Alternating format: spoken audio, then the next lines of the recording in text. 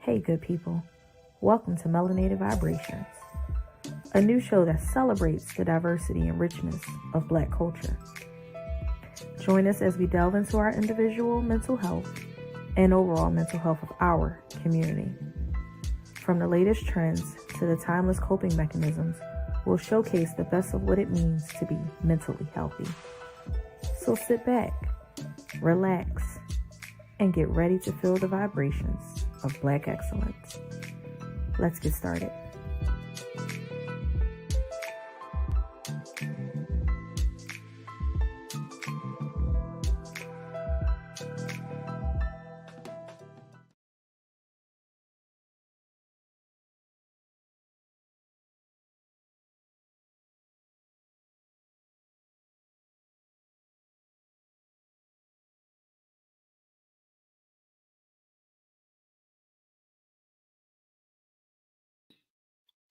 Of course, you guys couldn't hear anything I was saying. So good evening, everyone. Welcome to Melanated Vibrations. Happy Monday.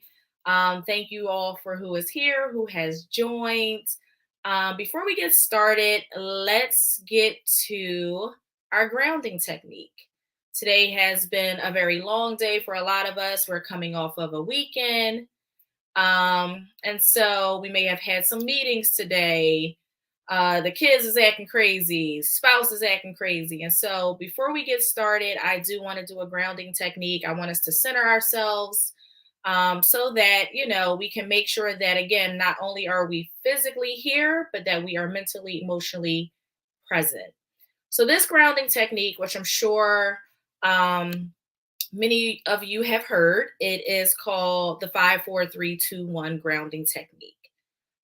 So we're going to get started with that. You can do it standing up, preferably sitting down. You want to make sure that your feet are planted. Again, we are going to start with our feet because that's where everything happens. We can't walk, we can't run, we can't do anything unless we're grounded with our feet. And so we're going to, hands can kind of just be wherever you want them to be. They can be, your palms can be turned up. You're going to place them on your lap. And we're going to get started.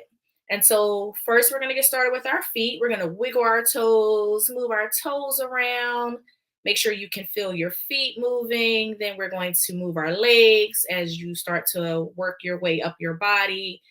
We are going to take those same hands that we have and we're going to kind of just rub our thighs, rub our legs, kind of just get all the blood flowing and just kind of move those. And then we're going to take some deep breaths. So we're going to breathe in and breathe out about 3 times, and then we'll get started. So you can have your eyes open or you can have your eyes closed for this exercise. So let's get started. So we are going to breathe in. We're going to hold it for 2. We are going to let out, and we're going to do that for 2. So let's get started. So breathe in. 1, 2, hold it. 1, 2, breathe out. 1, 2. Again, breathe in.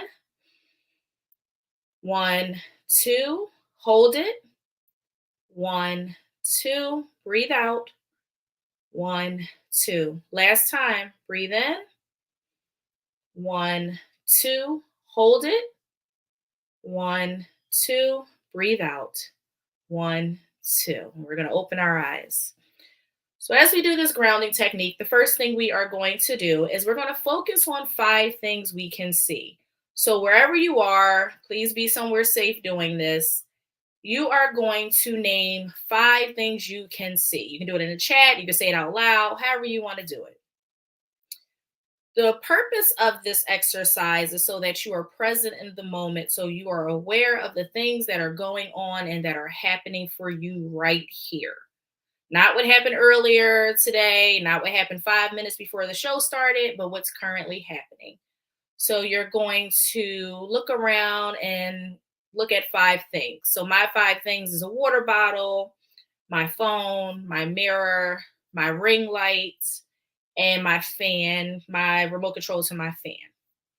You're then going to focus on, hey, Jacinta, you're going to focus on 4 things you can touch. Hello, everyone.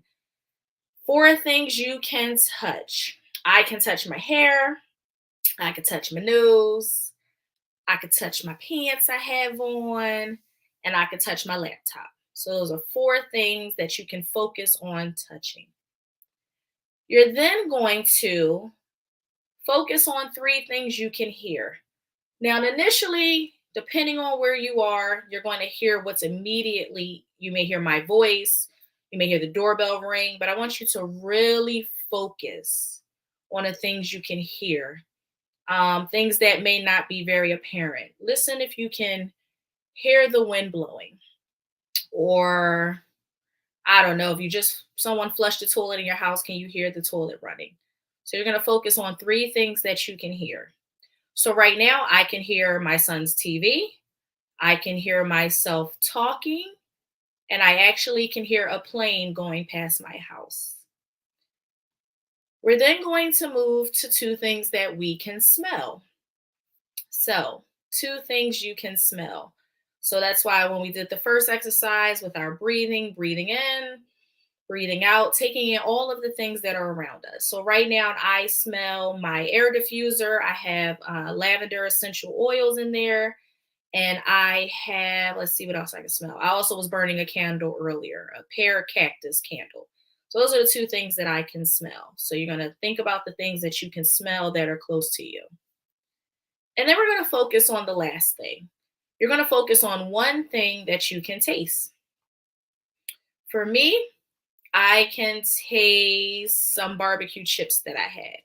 That is the thing that I can taste the most. And so once you've come down from this exercise, again, the exercise is to help ground you, is to help you stay focused on the here and the now, to be present in the moment. And so once you are able to focus on those things, then you can kind of come down off of whatever it is that you are experiencing. Now, as always, we are going to set, hey, J Boogie, we are going to set our intentions. So I want everyone to put in the chat what you are bringing in to this space. Today, I am setting my intention. I am bringing into this space gratefulness. I am very grateful. I have a lot of great things going on. I'll keep you guys posted. I don't want to jinx it, but I am grateful. I am very, very, very, very grateful for all of the things. And so I want to hear, what is it that you guys are grateful for today? Or what is your intention? What are you bringing into this space? I'm bringing gratefulness. What are you guys bringing into this space today? Focus. Mm-hmm.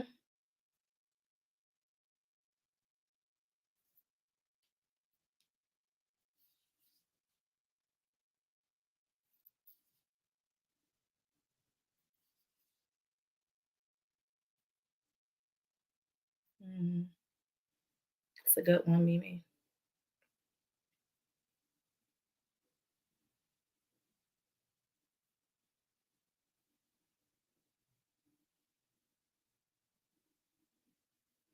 Okay. And so happy Black History Month.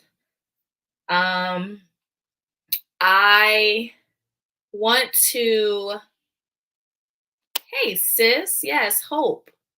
Hope is a good one. So for Black History, appreciation of life, absolutely. We have to be grateful for the life that we have, no matter what circumstances. An open mind, absolutely. I love that. Keep them coming. Keep them coming. I can wait a couple seconds before we do our Black History fun facts. Okay. And that's okay, first, last. That is okay. I hope that by the end of this podcast, that we can help decrease or eliminate some of those negative emotions that you're feeling. You will be okay, but it's okay not to be okay right now and in this moment. It's absolutely okay not to be okay. Every day is not going to be a good day. It's just what you decide to do with that day. So thank you for being transparent and putting that in the comments. I appreciate that. Peace. Hey Q. Yes, peace. All right. So let's get started on our Black History fun fact. So my person of today, and backstage is going to put a picture of Mimi if you don't mind, is Charlemagne the God. Charlemagne the God is very, very vocal about his mental health in more recent years. Outside of his mainstay gig on The Breakfast Club, where many of you have seen him, Charlemagne the God, whose real name is Leonard McClevey, is making it his mission to encourage Black folks to seek therapy. While promoting his latest book, Shook Ones, Anxiety Playing Tricks on Me, Charlemagne told The Hill that he understands why seeking help is so taboo in the Black community. It's hard to get help when you're still in the middle of the hurt, he says. If you're still in the hood, if you're still in these bad situations, it's hard to see yourself on the outside. Charlemagne, who has been diagnosed with anxiety and depression, also understands how important it is for him to use his platform to share his own story. He says, "You can't heal what you don't reveal." And I think that's a great phrase, right? If you don't reveal it, you don't talk about it, how can you heal from it? He says, "I would be very disingenuous if I had a conversation with individuals about things that they went through and I wasn't expressing things that I went through." He goes on to say, "You think you're going for like one or two things like anxiety and depression, but then you start peeling back all of these layers of your life and you start unpacking all of this unhealed trauma that you never knew you had."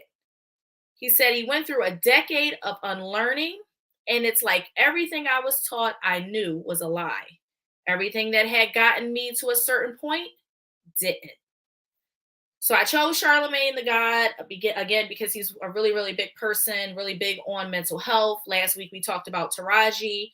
And every week we are going to talk about Black celebrities, people that have been very upfront about their mental health and mental illness to show that we as regular normal people are not alone, that they go through it too. No matter how much money, how much status someone has, they too can experience mental illness. And so that is, hey, that is my hey Hannibal, that is my celebrity for this week for Black mental health.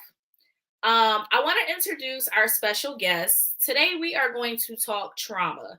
So let me tell you this now. There may be some trigger warnings, so I am giving you guys this, warning now. If it becomes too much for you guys or for anyone in the audience, please feel free to listen. Take yourself off the podcast, listen to it at a later date. I'm not forcing anyone to stay because trauma can be very triggering. And so before I bring my guests on, I just want to give, a little introduction on who my guest is. So my special guest, her name is Dana Hutchins. Dana and I graduated together from Eastern University in 2021. She has her undergraduate degree in early childhood education, as well as her master's degree in counseling psychology with a concentration in trauma. She is a licensed minister. Dana is the owner and director of Divine Light Academic Preschool. She is a school counselor for grades 5th through 8th at Blueford Charter School. She is a mother of 3 beautiful children and loves to travel. Dana has coined the statement, "I am your hope dealer, trauma healer, supporting those who are ready to turn their trauma into triumph." I think that is very, very big. So let's get into it. Let's talk trauma. So we're going to bring Dana in and we're going to get started. Hey, Hey now, how are you? good. I had to change. I had to change environments. Okay. A lot going on. I think I'm a little traumatized about the This is why we current start with our events. grounding techniques. This is why we got to start with them grounding techniques. Girl, It'd be a lot. It'd be a lot. it definitely be a lot. But we can't help other people if we can't even help ourselves. That part. That So thinking not strange that we get challenged in some things. And it's like, okay, you went to school for this. You got part. $110,000 in student Oh, loan debt. right. Mm-hmm. So use what you got to get what you need. So Mm-hmm. a lot of what I tell a lot of people, I now have to use for Mm-hmm. myself. Mm-hmm. So Didn't yeah. understand how important self-care was and burnout and all of that. And now we in it and we like, woo! It's a lot. It's a lot. It It's a lot. definitely is a lot, especially when you're getting hit with things that you didn't think was ever going to be an issue Mm-hmm. or be an issue for you. Mm-hmm. And then while you're helping other people, right? So Mm-hmm. a transparent moment. Today I got the findings of an assessment for an IEP for my son. Mm. And then on Friday, I had to go to not support court, custody court. Mm. So that was a whole ordeal in and of itself. And then Yeah. today, my son gets sent home from school. Yeah. So it's a lot, but I have to remember what I share with other people. Mm-hmm. It don't only work for them, it worked for me too. Absolutely. Absolutely. We can't just give out suggestions or try to help clients. We got to learn to start applying some of this stuff to our life. I always tell my clients, like, that phrase in the Bible where it says, our cup runneth over, right? What's in the cup belongs to me.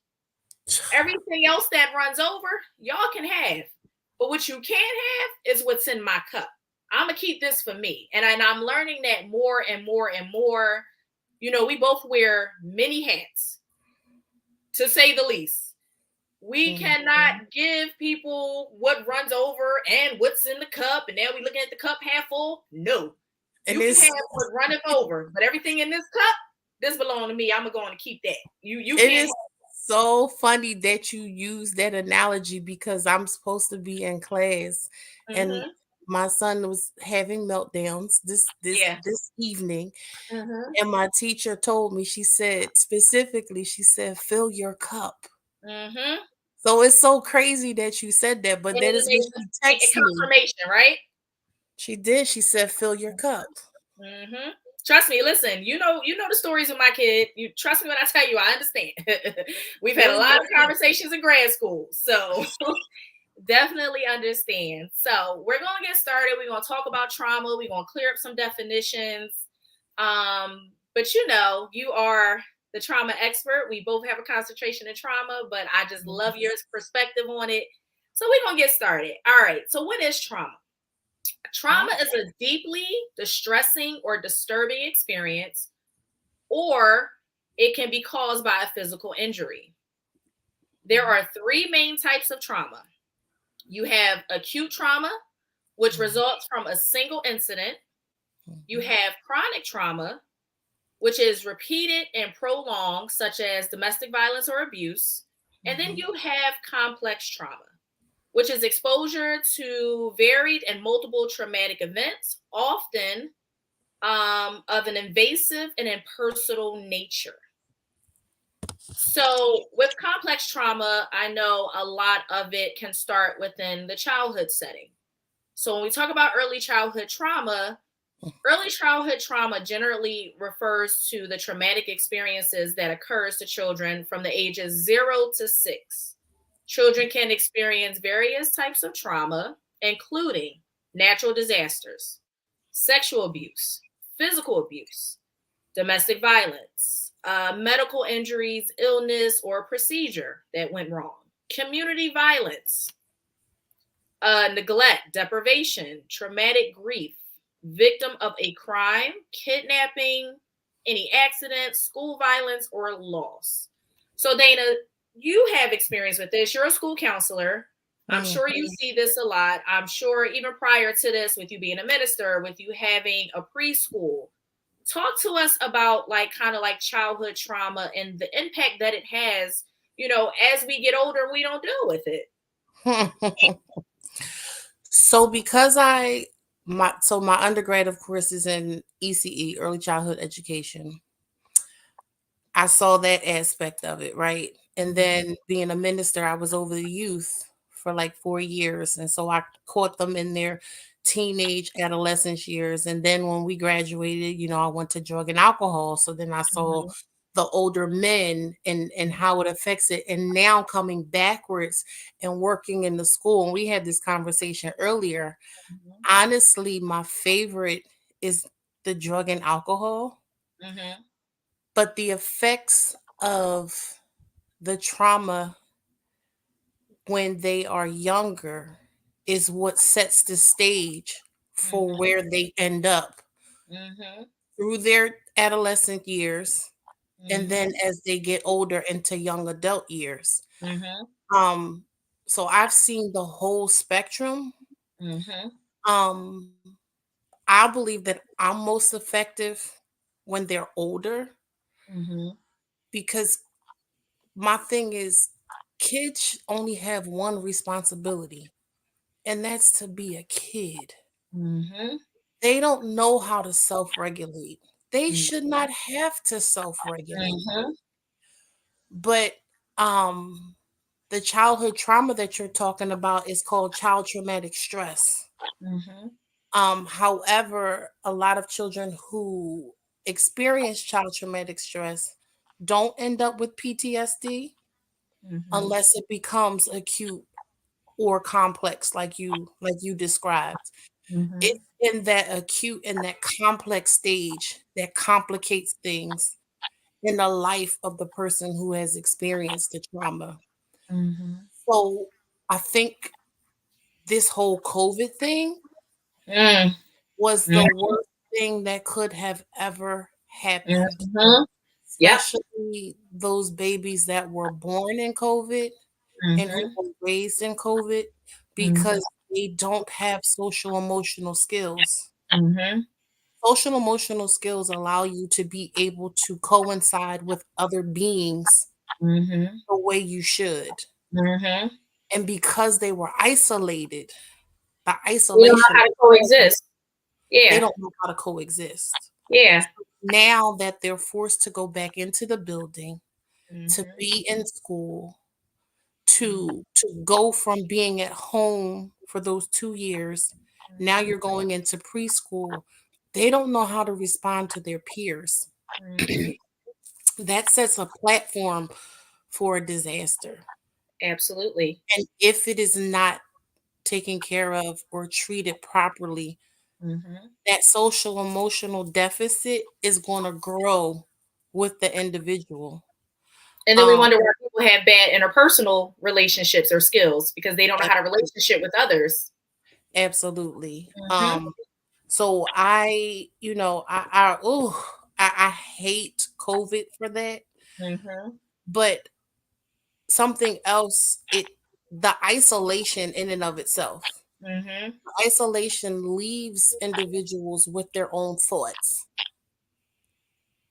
right? Idle mind is the devil's playground, they say, right? And and so with them being left with their own, that's deprivation. Mhm. Deprivation on any level Mhm. is not Right. good. Right. And And then so what about the abuse? Think about it. These kids during COVID were home with their abusers. Not even just and kids. We're not going, but we're specifically talking about kids right now. But people, people no, were left home with people their abusers during locked COVID.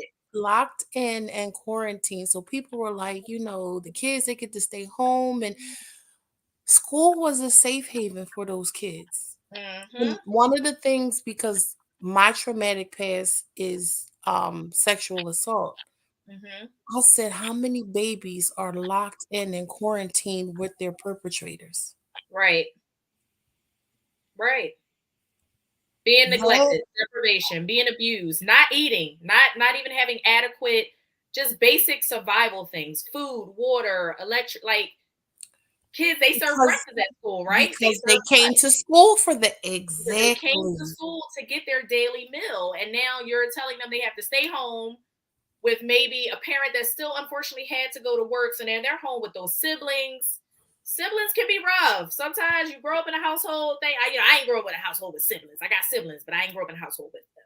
But fighting or, Mis- kids raising mistreatment. kids.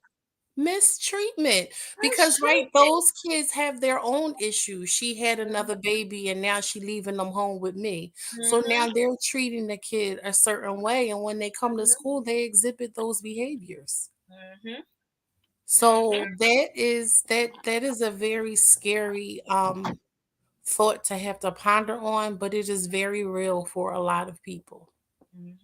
I want to go to some of the comments. I can't see any of them. If Oh, y'all, I know, I can't see them either. I thought they were gonna. hey Shannon, we gonna wrap after this. But yeah, I just want to get to some of the comments to see what kind of people are saying. It's something that maybe they've noticed. For those in the field, those that are in the mental health, behavioral health, school, social work, whatever. Like, what's been y'all experience? Like, it's insane. I can't tell you the influx of like clients that I end up getting. And a lot of them were of like that child, teenage. And like I have 4 clients right now that's my son's age. And I'm like, oh my God. And it's a lot because it's like you have to break this stuff down to these kids, but you also have to build that therapeutic alliance of getting these children to trust you, to even want to share what they've experienced or what they're witnessing at home. And then so these children then grow up to be adults like us. And I'm sure With learned behavior. learned behavior. You see what Charlemagne the God said, right? He had to Learned. unlearn everything he thought he knew nothing. And so look at us now as adults, right? I'm sure everyone has had some type of traumatic event or traumatic experience with something. And we hold on to that trauma. I remember one of the books we had in grad school, The Body Keeps Score, My where favorite book. it talks about trauma, right? It talks Viktor Frankl, yes. about what happens in your body, all the traumatic Muscle things memory. you've been through, like your muscle memory, the things you remember, those triggers, being or witnessing. It just even the vicarious trauma, right? We learned that. Where if it's not really happening directly to you, but you're witnessing it, it can be a trigger for you. And so, maybe growing up in a household where there unfortunately was domestic violence, and then you grow up and then your interpersonal relationships, you think that that's okay. Learned behavior. Or you become the abuser, or you become the victim. It's things that you've seen from whatever your household situation was. You grow up and now, unfortunately, you learn on the back end that this is not right, but here we are. And so, being, all the violence in the city, being a victim of crime. Like I remember as a child, I lost my brother, my mother's son, too. Unfortunately, he was a victim of crime. He was gunned down at the age of 16. I think I was like 4 or 5. My mom did not let me go to his funeral. She was like, I can't do it. I can't let you see that. I'm gonna be honest. I was kind of glad. I don't want to see anybody in the casket. But what always stuck with me is not so much of like how he died, because it was very unfortunate. The guy went to jail, but then he appealed it like years later. And unfortunately, the witness at the time, she was like 90 something. So, the prosecutor had fun with that and was like, oh, you're lying. Or she's 90 something and she doesn't remember something that happened from 40, 50 years ago. But what stuck with me the most out of that was right before my brother left the house, we were laying on a couch taking a nap. And I remember him getting a call. He gets up and he gives me a kiss on the forehead. I'm like half asleep. And I'm like, can you bring me back a cherry water ice? That's all I remember saying to him. And I never saw my brother again. He never walked back through that door. And so for me, like that was very traumatic for a lot of years, because it's just like, so when you say bye to people, they just don't come back. Like in my mind, I was like, my parents are going to leave and they're just not going to come back. Like something bad is going to happen. And even as an adult, and unfortunately, I was want to say, how did that transfer over to your relationships? it's being afraid. The anxiety level of like being raised in this city with so much crime and raising a son, dating black men, like and this was like dating people that were in the streets.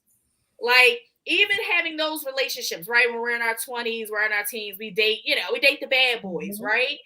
And it's like, it's a chance that you're not gonna come home. You're gonna get gunned down. Like, and in my mind, I'm thinking that like this could happen to you. And now I'm raising a son. Unfortunately, that is on my mind. Like, I'm going to send you out this house, and God forbid, growing up, like having that stick with me as an adult is very scary. And then unfortunately, it doesn't change because the crime rate is still what it is. We are still losing black and brown people at an all-time rate. We are killing each other. Can we talk about that? We are our own genocide. Can we really talk about that though? Can we really get into that though? We are our own genocide. We worried about everybody else killing us. Oh, Black Lives Matter. Does it really matter? Or does it only matter when it's the cops killing us? We killing each other. We are our own genocide. We are wiping each other out. Let's take a moment to break that down, right? The children that are out here doing these killings, right? They're between the ages of 12 and 17. Right? They would technically be the grandchildren or the great grandchildren of the crack generation. Right? So how, I don't want to label it how the city did it or how the government did it, because that's a whole nother conspiracy theory in and of itself. Listen, that's a whole nother podcast. But how they infiltrated our city with crack cocaine and took our men out of the homes. Put them in jail instead of putting them in rehab. They wasn't good enough for heroin spots. But now suddenly y'all want to put safe injection sites. Exactly. Y'all want us to care about the opioid epidemic for when it comes to the non-melanated folks, but when it was breaking up our households. Exactly. And so then it took the mothers. It took the mothers out because they were with the men who were either selling it or using it. Right? So then it left for their young children to be left with the very individuals who traumatized the mother or the father. Because in order, she said, it's not conspiracy, it's facts. I'm trying to be. We trying to be, we were trying to be politically correct. You're right, Shannon. It's absolutely not a conspiracy. It definitely is a fact. It is facts. Absolutely. It is facts. I was trying to be politically correct. But if you look at it, if those individuals had laid a foundation and a platform for their children, going out to sell drugs would not have been an option. Higher standards would have been an option for some of their daughters, as opposed to choosing a person who stood on street corners and sold crack cocaine. So now that the mother and the father are taken out of the home, who are the children left with? The same individual who did not raise the mother or the father properly. So now they're being introduced to the same trauma that their mother and father had. But now there's less social emotional accompaniment. So now, and unfortunately, it's that stigma of what happens in this household stays in this household. That's perpetuated in the Black household for so long. Yes. We don't talk about what happens here. Yes. We just act like it doesn't happen. And so while that may have missed mom and dad, while it may have missed the kids, mom and dad might have continued that. But the children could have come up in a way where they've gotten away from it, like the now generation, because they sound an alarm. They tell it on everything. Right. But now that generation is now subjected to the same trauma that their mothers and fathers and aunties and uncles were subjected to. It just ain't crack no more. Is weed and pills and Yes. And stuff. so, And the drug didn't change, but it's still yes. the same. And so, with that particular child growing up, they are now probably the grandparents of the individuals that are out here running around. Mm-hmm. And it could be great because you know that from then, that was what, the 80s? Mm-hmm. Generation used to be 20. A generation is now 13, I think. Mm-hmm. Yeah, that was our So, era back then. Mm-hmm. so the rapid refire of birth was a little bit quicker than our generation. So these could be the great grandchildren of that great generation. They had no morals, no integrity, no standards, no education, no love, no social emotional support, no anything.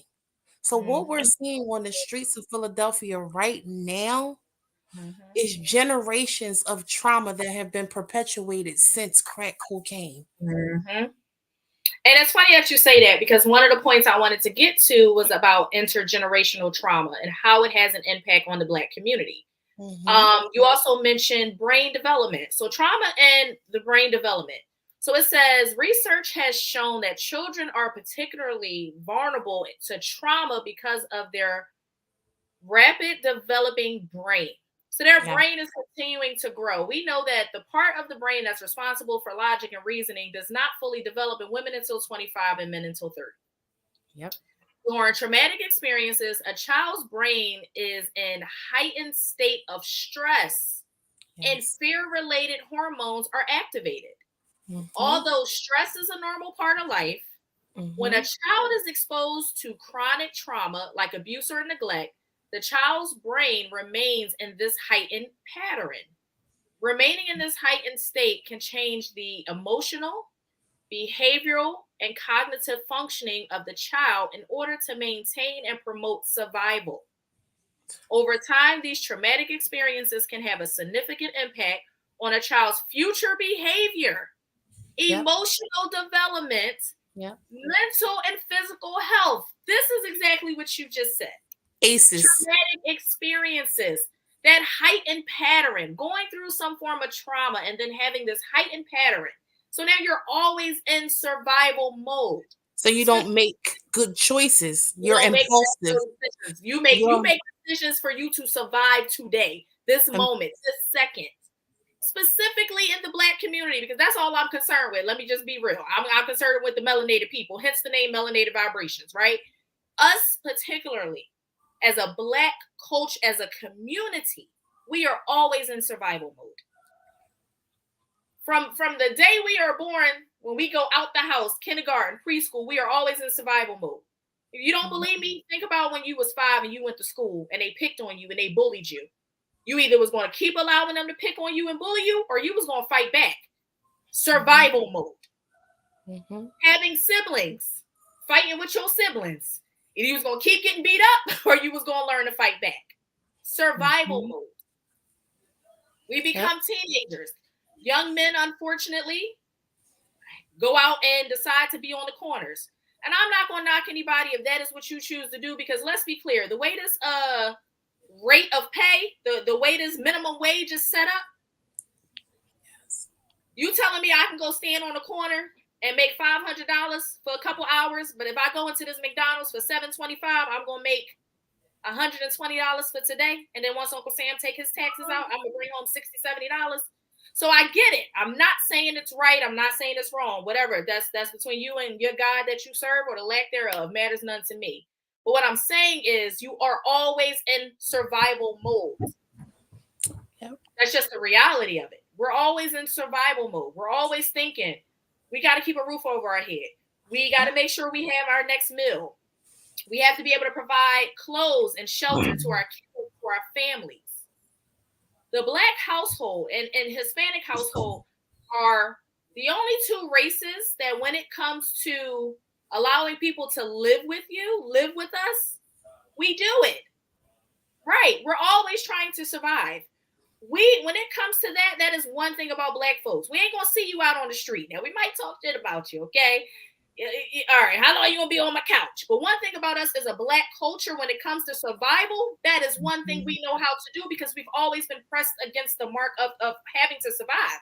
When the stock market crashed, you ain't see none of us jumping off no damn buildings because we know how to survive. It's unfortunate that traumatic experiences has put us in a heightened state, but we're always ready to survive something.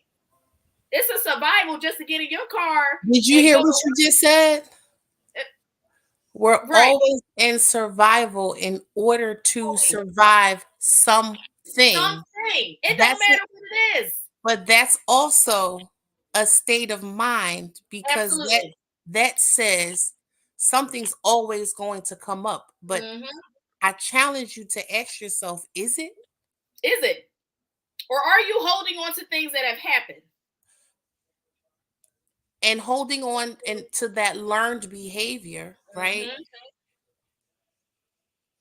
Well, what do they call it? Hoping for the best. Hoping for the best, wishing for the worst, praying for the best, and wishing for the worst. Yeah, exactly. But that's still a mindset that comes along with trauma. Because when you're free, you take things as they come and you don't look for the hard thing to come. You just take them as they come and you deal with it. But when it becomes overwhelming when you haven't done with the old stuff. So I heard you say earlier that Charlemagne said you have to deal in order to heal. Right? So one of the things that I've coined, but I think you was in class when Dr. Walters said it. And I think I changed it a little bit to what he said. And I always say this, but you can't confront what you're not willing to confess. Right? And so it takes someone to get to a certain point in vulnerability to even be able to say that I'll always pray for the best, but or hope for the worst. Or however the slogan goes. I don't even know it. I don't even want to learn it because it's not something that I want to think. But there are individuals who genuinely think like that because their mindset is linked to trauma. The glass is always half full with some people. And let's be clear. We're always half empty. Or half empty, should I say. And let's be clear. We're not criticizing anybody for that way of thinking because at one point we were those people. But the point of this podcast and to bring clinicians on here is to try to teach others of how to not look at the glass half empty, but to look at the glass half full. To understand that, yes, life is going to happen. Life is going to come with stressors. Life gone but life. Let's not anticipate. It's called life, right? But let's not anticipate. There you go. Let's not anticipate or feel like we need to be in survival mode all the time or that something happens, so it triggers something else. No. What is that about? What is it that we're not addressing? What are we not talking about? What are we not confessing? What are we not confronting? We hold on to all of these things that have occurred in our lives, all these events, traumatic or not. We hold on to these things. And as you said, it's a learned behavior. So we think because this is how we learned something, that this is how we must carry on life. This is not how it should always be. I know for a really long time, like I said, with gun violence in the city, unfortunately losing my brother, like it would just make me so tense. I want people to like really understand, like when you are triggered or a traumatic event has happened and you have not dealt with it, pay attention to what we learned in school is the somatic work, your soma. What happens to your body? Do you tighten up? Do you feel your muscles contracting? Do you feel your heart racing? Do you feel your heart palpitations? Do you feel you sweating? Do you feel that fight or flight? Because those are trauma responses. Fight, flight, fawn, freeze, fluff. And literally there are people that will do each one of those. I know for sure my trauma response, I'm a fighter. Baby, it's going to be a battle on your hands. But you have those that will freeze. You have those that will literally flop on the floor, just drop in the middle of a situation. They'll fawn like a deer. They'll go away. Those are trauma responses. So when we use the term or fight or flight, that's your trauma response. What are you going to do in this situation? Maybe try doing something different. Let's not even think about a trauma response. Let's try to do freeze. Right, Ness. A freezer. Like some people really just. So it depends on the situation or how I was triggered. Because I'm like you, I'm a fighter. But then depending on what triggered me, she said my brain be processing. Freeze and flop, definitely, yeah. It depends on what triggered me. I may just freeze. So it just depends on what specific thing triggered me. But the other thing that you said about the trauma responses is, let's go back to what Dr. Walters had talked about when he said our core schemas. Our core schemas, the environment that we grew up in, right? Shaped and molded our conception of things. How we see things based upon how we were treated social emotionally as a child. And so that factor determines the type of choices and decisions that we make throughout life as an adult. Absolutely. So if anybody wants to know why they click, why they tick the way they do, the same way Charlemagne said it, the same way I said it, in order to heal, you got to deal. You must, if you don't confess it, how can you address it? You have to go back to what were you taught?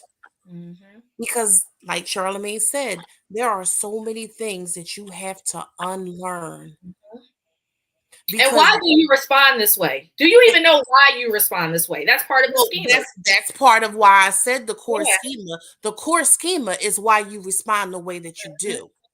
But in order to fix it or to restructure it, if you will, you have to go and deal with it. You have to talk about it. You have to express your feelings, your thoughts, your emotions behind what was done to you so that you can grasp the concept of, oh, when this happened, it made me feel this. And that means I really didn't have to do that. So when you change that, it then changes your perspective, but it also makes you change how you now address and deal with things in your life. Unlearn the behavior. So one thing I know about my mother's generation is they buried their head to everything. That goes back to what happens in this house stays in this house. Speak when you're spoken to. But I need to say what's hurting me. You may never ask me what's hurting me. So I need to tell you what's hurting me. So I can't wait for you to speak to me before I can speak. Right. So it's unlearning a lot of things, but you have to go back to those core schemas and get those right. Those things that shape you, that make you think the way that you think based upon what happened to you back then. Gotta go back and address it. You gotta go back to where it all started. That's why when you go to therapy, right? When they ask you those questions like, tell me about your childhood, tell me about your upbringing, tell me about your parents, tell me about the relationship you had with each parent. Yeah, we could start, there's plenty of theories and schools of psychology where they just want to deal with the here and the now. But when you think about it, one form of popular therapy is what? Cognitive behavior therapy.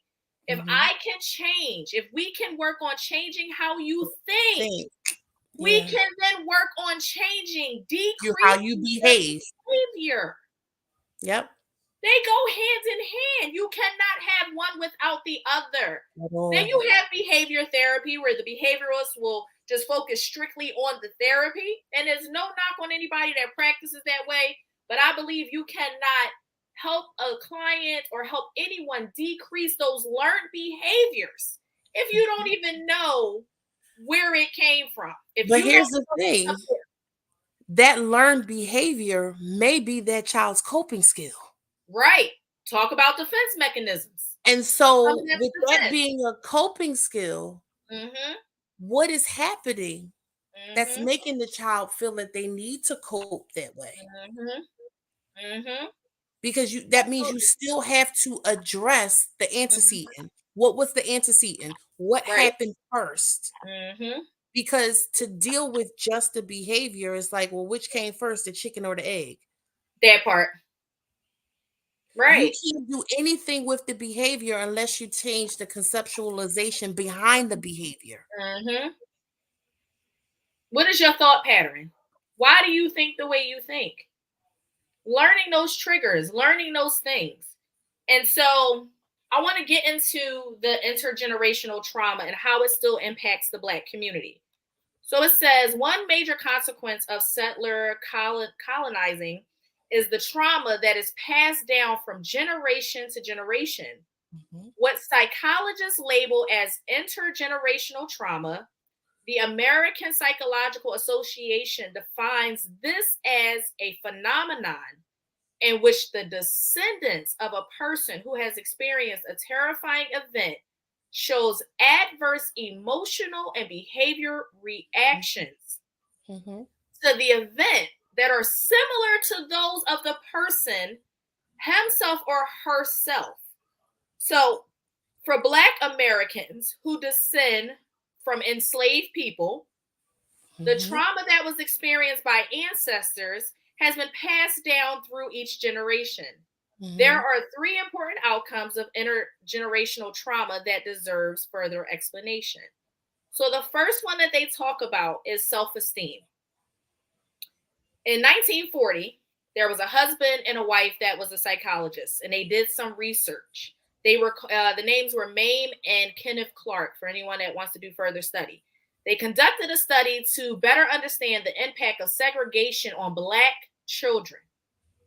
The results of their study found that a large portion of the Black children shown a preference for white dolls over Black dolls. I'm going to say that again. A large portion of Black children showed a preference of white dolls over Black dolls. The results of this study have been replicated in recent decades. And there's a whole book about it. It's Leary has a book about it where he explains that one of the after effects of slavery that has been observed is the vacant self-esteem that we have as a people, which include feelings of hopelessness and depression, the negative racial stereotype that have been applied to Black people throughout history may have been internalized and passed down from generation to generation. Absolutely. For Black youth, especially those from deprived and under-resourced communities, learned helplessness may be another consequence of intergenerational trauma. Learned helplessness is the perception that no matter what a person does, they cannot change their situation or condition. A person who feels learned helplessness, though frustrated, will stop trying to change their circumstance. Hearing stories from ancestors that experienced racism and then having to witness and experience racial threats, racial mega threats like the ones on consistent display in the media, may contribute to feeling of the learned helplessness. Enslavement did not end with the Emancipation Proclamation. The impact on sense of self and self-worth are important to consider. Programs developed for the purpose of pouring back into the Black people an imperative to aid in the restoration and reparation process. So let's talk about the self-image, self-esteem. I know growing up, my daddy ain't buy me nothing but Black dolls. He said, and you will not. And you will not. You will not play with the non-melanated dolls. But in so many households, because of what we've been taught and what's been passed down from generation to generation, for some reason, Black kids, Black little girls prefer white dolls because the media has told us that being tall with blonde hair and blue eyes and a small waist that's the standard of beauty. I remember having a client and asking my client, "What's your standard of beauty?" And she was an African American young lady, and she gave me all the attributes of a white woman. Wow. I'm gonna be honest, the level of frustration that I had was like, no, you're the standard of beauty. You. There's no one set standard of beauty, but that is what's been passed down and taught to us. Is that they are the standard of beauty. And so we lose sight of who we are and what's beautiful to us. Mm-hmm. We buy white dolls for our kids. Why? What's wrong with the black dolls? What's wrong with the dolls with the 4C hair? What's wrong with the black dolls with the afro? What's wrong with that? 4C hair. I'm just saying, what's wrong with that? We got good hair. Because that's a whole other thing when it comes to self-image. Good hair. There's no such thing as good hair. But if I had to pick a race that had good hair, it'd be us. Every day of the week. We can do literally anything with our hair. We can lock it. We can braid it. We can twist it. We can wear it curly. We can wear it straight. We can wear an afro. You ever notice you go on vacation? You go to the countries where there's people that look like us. You see them on the side of the road getting their hair braided because they want to fit into the culture. So when it comes to self-esteem, unfortunately, the media has taught us that the standard of beauty is not a black woman. It is not the nose, the big nose and the full lips. It is not the complexion and your skin. Exactly. Happy to be back. And Kardashian out there paying all that money to get her lips to look like this. Meanwhile, they all trying to look like us. Right? And so, unfortunately, this is something that has been passed down generation to generation. And you can even see it now in some of these African countries where they're bleaching their skin to be lighter. You're bleaching your skin to not look like a black woman because the media and society, and I'm going to blame us as a culture. I'm going to blame us for some of it because, if you light-skinned, then, you bad. But now you got a little bit of them in you. You bad, right? But the moment you are darker than night, you get teased. Oh, you black, you black, when all shades of brown, no matter how dark it is beautiful. So we have allowed the media, we have allowed the colonizers to tell us what our standard of beauty is. We have allowed them to tell us what we should look like as a culture. So now our self-esteem is so low that we have what is called learned helplessness. That no matter what positive things are going on for us, we still see the glass half empty. We have learned helplessness. Our perception, no matter what positive things are happening, we like, nope, nope, ain't nothing good. That's They have ingrained that in us to think that we are not every shade of beautiful brown. Y'all see all them shades in the background. Y'all see. But you know that it even goes beyond that. That learned helplessness extends across to it's never going to get better for me, so I just might as well go on welfare like my grandma did. Right? Go on Section 8. And go on Section 8. Let me tell you, I just resigned a couple days ago from the Philadelphia Housing Authority, and I can't tell you how many stories when somebody would get a termination notice, they'd be like, because I ain't never got a termination notice. I've been on this thing for 30, 40 years. Okay. Yep. You got one there. Badge of honor. Yep. Yeah. Because it's not a standard in society for me because of the way society is set up. Unfortunately, our society is set up for us to lose, right? Every time. And so we do feel that hopelessness. We do feel that low self-esteem because it's like nothing that I do is good enough to get me where they are. And I think that's why some people try to assimilate to that in hopes that it would bring them closer to the things that are tangible for them. So it Yeah. doesn't just go with the look self-esteem, it's the mental It's the self-esteem. mindset of it. Absolutely. I'm not good enough to get what they get. But guess Because no what? matter how much academics we have, no Listen, matter what we have, child, we'll get passed over on the job so quickly over somebody that ain't got no experience, no education, but because of the color of our skin, yeah. let me tell you something. The only reason I look a little light skinned now because I ain't been on nobody's beach. Mm-hmm. Okay.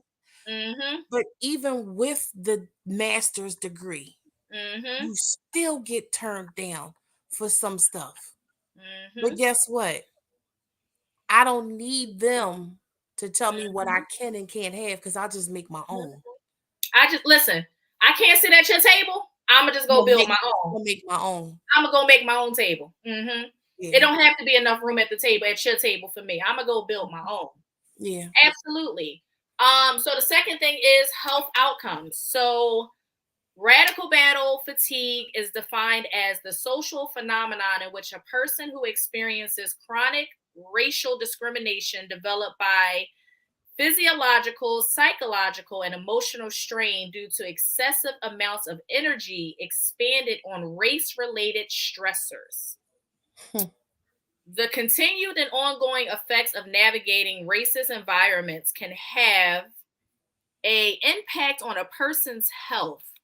Racism is associated with many negative health outcomes. One 2010 study found that Black women experience accelerated biological aging due to prolonged stressors. Research indicates that racism is associated with higher stress levels, which can increase the risk of high blood pressure. Hypertension is a condition that afflicts a higher percentage of Black people compared to other racial and ethnic groups. Racism could be one of the contributing factors. There are racial differences found in sleep patterns with Black people on average, getting less sleep than their counterparts. No wonder why. Young adults, because there we go, still in survival mode, right? How many jobs they got? Survival mode. Young adults between the age of 18 and 28 who experienced discrimination were more likely to experience psychological distress, to be diagnosed with a mental illness, or to report excessive drug use. There is evidence outlining the health implications of racism. To complicate matters, disparities in healthcare access, food deserts, and environmental racism exacerbates these issues even further. Having an understanding of the impact of racism is important to design interventions to mitigate these effects. There should be support systems in place to provide greater access as well as tools for stress reduction and stress management. So when we talk about being Black in America, right? And we talk about the effects it has on our health. I said this last week on the show, where the moment a cop get behind me, I know I ain't do nothing. I know my registration is good. I know my insurance is paid up, but I instantly start checking my mirror, make sure my seatbelt is on, turn my music down, look in the mirror, all right, he ain't following me. Ain't nothing wrong with you. I got a whole police badge on the back of my daggone car because my brother is a cop. And I still, in the year of 2023, am fearful when a cop gets behind me. It's all still learned behavior. Absolutely. Because the cop is operating off of learned behavior, right? But we're also operating off of learned behavior because now we're still in survival mode because we want to get home to our kids and our loved ones. Absolutely. And we know this thing can go left or right in any given moment. So it's just like you know you got insurance, you know you got a license, and you know you got registration. But what is he conceptualizing? What is it that he or she is thinking that's going to make them pull me over when I know that I've done nothing wrong? I've done absolutely nothing. Standards that are already set in that learned behavior that causes one to react and then the other one to respond. Absolutely.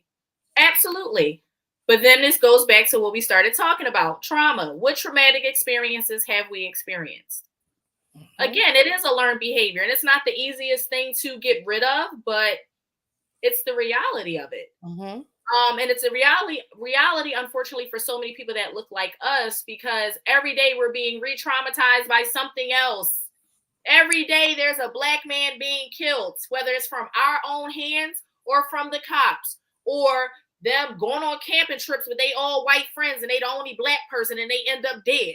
It doesn't matter what it is. Every day we are being traumatized by something that the media is telling us. I had to stop following a couple pages on Instagram, like Philly Scoop and No Gun Zone. I was like, I can't do it. I can't do it. For my own mental health, I can't do it. I never did it for that very reason. I can't do it. I stopped following No Gun Zone. I'm gonna be honest, when the whole George Floyd thing happened, when that situation happened, can I tell y'all, like, I felt depressed. I literally felt myself slipping into a depression, because it was like, I didn't see the video. I didn't see any of that until people just kept talking about it. So I was like, all right, let me go look at the video. I looked at the video, like, why the hell would you do that? Why would you look at this video? And I was like, all right, I got to get off of social media. I gotta take a break. And I took a break for like a couple weeks, and then fast forward, they had the trial. And I remember being at work and listening to CNN as they were reading the verdict, and or about to read the verdict. And I'm saying, all right, I gotta hurry up and get home. And I had a session, I had clients and everything that evening. And I remember sitting at my dining room table and them reading the verdict. And I burst out in tears, like I knew that man, because he was one of us. I ain't have to know him. He looked like us. That man was crying out for his mother. And all I could think, as a mother of a son, that could have been any of us. That could have been any of us with our kids. That's somebody's husband, somebody's father, somebody's uncle, somebody's best friend, co-worker. He was somebody. All these Black and brown people that look like us are somebody. Breonna Taylor was somebody. Ooh, Sandra Bland. That one pinched me. Ooh. Sandra Bland was somebody. Tyree Nichols was somebody. So when we talk about these learned behaviors, yes, they are learned behaviors, but the unfortunate part of it is it's hard to unlearn a behavior when we are consistently being re-traumatized by the thing that probably traumatized us in the first place. I love Law and Order SVU, but sometimes I got to take a break from Captain Benson and Stabler. I got to take a break. It's too much sex crimes for me. I'm going to be honest with you. It's too much sex crimes for me, because personally knowing people that have been unfortunately abused and molested, sometimes it just becomes, some of them stories, I'd be like, oh, Jesus, I know you're just an actor, but if I catch you in these streets, like, it's going to be on and popping. Like, it becomes so much, and the media is pumping that. It's pumping what it is that we see. The human sex trafficking, and all these Black and brown girls that's going missing. Again, we are being re-traumatized. We being re-traumatized every single day. I just read something earlier. My girlfriend sent it to me on Instagram about these hotels. The one on City Line Avenue. Yeah, these hotels that be into on this sex trafficking stuff. Yeah, these hotels that's ran by these people. Yeah. Did you know that the center point is the King of Prussia Mall? Really? I did not know that. And on the thing they even said, like, if you have a family member that's missing or something, go check these hotels. You know, the first place we go check is the morgue. We start calling around hospitals, the morgue. Go check these hotels. Us as Black and brown women, girls, are being snatched at an all-time high. But that ain't making the news. We're not talking about that. But again, we are being re-traumatized daily. And so when we're trying to unlearn these behaviors, it's hard. But it's possible. Because again, cognitive behavior therapy is how you think, therefore that's how you behave. So if we can get to how you're thinking, then we can get to the behavior of it. But let's go back a little bit further. About you said about we don't hear about these girls that are being taken. But let's talk about the position or the very predicament that some of those young ladies may have put themselves in as a result of trauma that they Mm-hmm. went through, being Mm-hmm. impulsive, right? Mm-hmm. Being in survival mode, thinking that they had to do certain things when they essentially put themselves right in the middle of harm's way to Mm-hmm. be taken. Now, I know that may not be the case for all of them. Some of them Absolutely. legitimately could have been taken off the street on their way to school. But Mm-hmm. some of those women made Unfortunately. choices that they thought was going to cause them to survive when they Mm-hmm. actually put them in a situation that cost them their Yeah. life. Yeah. Trauma. Trauma. Because the reality of it is being sexually abused is going to do one of three things. Come on. You're going to be resilient and push past that trauma. Right. Hand, Here I go. hand both of them. Let's raise both of these hands. Mm-hmm. Here I go. You're going to be resilient, or you're going to have risque behavior, right? Or unfortunately, you are going to become the predator. So only three things that's going to happen. You're going to be resilient and work on that and get past that, or you're going to do risque things like, unfortunately, becoming a prostitute, becoming a sex worker, working in brothels, unfortunately, putting yourself in these kind of situations because you were traumatized. Unfortunately, as a child, you was touched by that close family member, that boyfriend that your mama had, and she ain't believe you, or that boyfriend was more important than you were, or you're going to become the predator and you're going to do to somebody what was done to you. What was done to you. And it's unfortunate. Good job, Mimi. I'm so glad to hear that. That's a survival story. What did she say? She said she was risque, but then became resilient. And I think that is exactly the process in which it goes. Absolutely. Because when you come into that risque behavior, right? We all did it. We were promiscuous, right? Mm-hmm. But once we gained a better understanding of where that promiscuity would then send us, we started to do some type of work that then made us become resilient. You don't just become resilient. Of course, you do the risque, but when you get tired of knocking your head up against that wall, right? You like, all right, I gotta straighten up. Something gotta give. Something gotta change. Because when you hit your rock bottom, not nobody else's rock bottom. When you hit your rock bottom, it wasn't for you. Absolutely, it wasn't for exactly. And it's unfortunate that trauma has such a chokehold on us as the Black community. It's unfortunate that, when we talk about redlining, right? Because I said I wanted to bring that up. When we talk about redlining and being put in certain situations, being put in communities where they strip us of resources, looking at the schools that our kids unfortunately have to go to. The fact that they can put Chinese stores and bodegas in our neighborhood and we ain't saying nothing. But again, we are always in survival mode. We do what we need to do to survive. We ain't create the drugs. The drugs is placed in our community. We ain't put the guns in the neighborhoods. They put the guns in the neighborhood. Wasn't it a story not too long ago where it was one of these sheriff deputies, the black cop? He was the one that had put the guns with that Roxborough shooting at the school. Like, y'all thought Snowfall was just a show. Oh, okay. No, Snowfall wasn't just a show. That was the reality of what it was like to grow up in the 80s. But we understand that the government stands to win whichever way society turns. They will never defund the NRA. Absolutely not. You gonna take their rights away? Please. No. It's not even so much take their rights away. You gonna take their money away? That part, because it's all capitalism. It's all about the money. And so Mhm. They're the ones that are putting the guns out on our streets. Mhm. But so here's the thing about African American people for me. They are so ingenious and so crafty. Mhm. They will find a way, Mhm.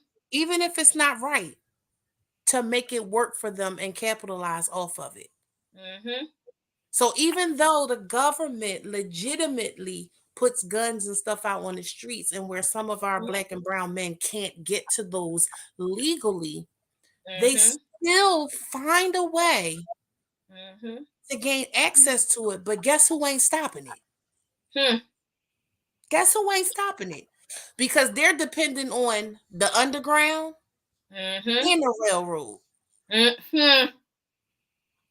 I guarantee you, if we looked They up the can get statistics of the straw purchases, the NRA is going to get paid whichever way the gun get purchased. whatever way it come, they gonna get their coins. Meanwhile, we out here with a genocide. Meanwhile, Trauma, we out here with a genocide, killing each other. trauma Whether we, invoked. Trauma invoked. whether. Trauma is pulling the trigger. Mhm. That's a Yeah. real statement. Yeah. That's a Trauma real definitely is statement. pulling the trigger. That's a Mhm. real that is a real statement, because even in those moments where those individuals don't have the social emotional skills that they need to either self-regulate Mhm. or um fix the problem on their own, Mhm. the fight flight comes in. Mhm. That's what makes them pull that trigger. Mhm. Survival is always going to kick in. That's what makes them pull that trigger, Mhm. because they don't have those social emotional skills to say, hey, you know what? Back in the day, we used to fight, and the next day we was outside playing with each other. Mhm. But there is no fight anymore. It goes Mhm. straight to gunplay, Mhm. because they don't have the capabilities or the wherewithal to understand there's a better way to handle this, and that response is not warranted. They Mhm. just don't have it. Mhm. Absolutely. Trauma, right? Meek Mills has a song called Trauma. It's probably one of my favorite songs that he has. It's probably some of the realest shit Meek has ever rapped about and said. But we got to do better. We gonna do better. I'm gonna keep bringing y'all people that look like us to teach y'all what it is that we need to know. Um, it don't stop here. It ain't gonna just be a Black History Month thing. It's gonna be a thing. We gonna get it together. And so, Dana, I thank you for taking time out. I'm sorry you had to miss your class. Um, but thank you for It's joining. it's Um, fine. It's I'm fine. I definitely just want the people to get the help. absolutely. And when I say get the help, the very thing that came to your mind that you said you don't want to deal with right now, that's what I want you to deal with. Mm-hmm. Because you know what you need to deal with. Mm-hmm.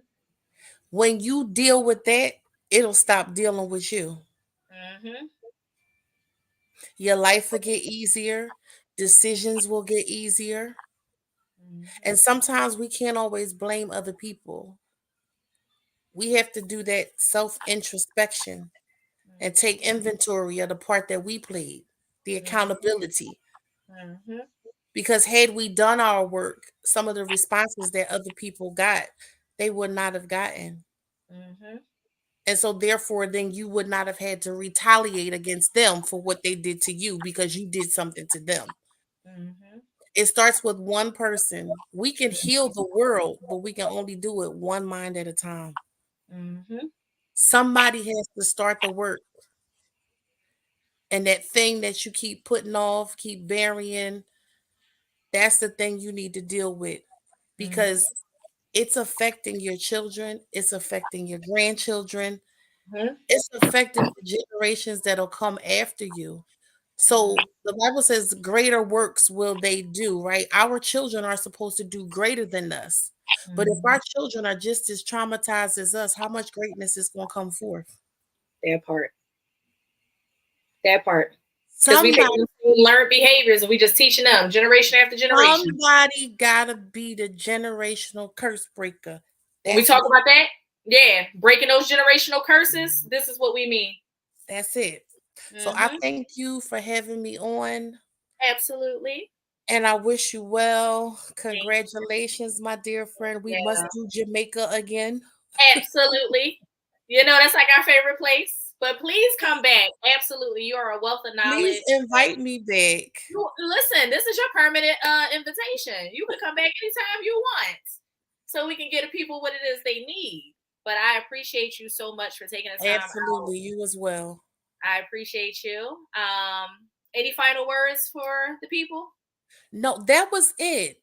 That was your okay. Get you with the app. So when I was at Gaudenzia, doing drug and alcohol, I would always say it's two things in life that you need. There's God and a therapist. Mm-hmm. God is going to guide you to the things that you need to do, but your therapist is going to help you find your way to that road and make the right choices to get to where God is trying to take you.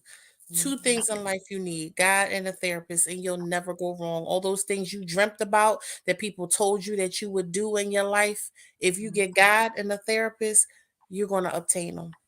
I promise you. I like that. I think that is some great, great, great, great advice for the people. Again, Dana, thank you so much for Oh, joining you're me. welcome. I appreciate you so much. Thank you so much. You're welcome. Try to enjoy the rest of your night. Good night. Good night. So, guys, that's that. That is the show. Thank you for joining us.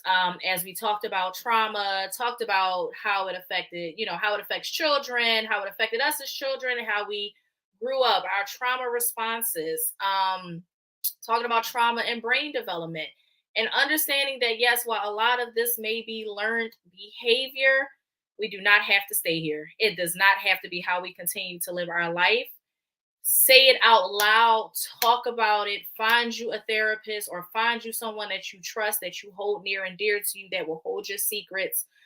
Somebody that you know will give you sound suggestions, not advice. I always tell my clients, I don't give advice, I give suggestions, because at the end of the day, this is your life. You have to live this life. And so what you do with the 24 hours that you are given is up to you. I love you guys. I appreciate you so much for joining Melanated Vibrations, the second episode. I'll see you guys next week. Have a good night. Hey, good people. Welcome to Melanated Vibrations, a new show that celebrates the diversity and richness of Black culture. Join us as we delve into our individual mental health and overall mental health of our community. From the latest trends to the timeless coping mechanisms, we'll showcase the best of what it means to be mentally healthy. So sit back, relax, and get ready to feel the vibrations of Black excellence.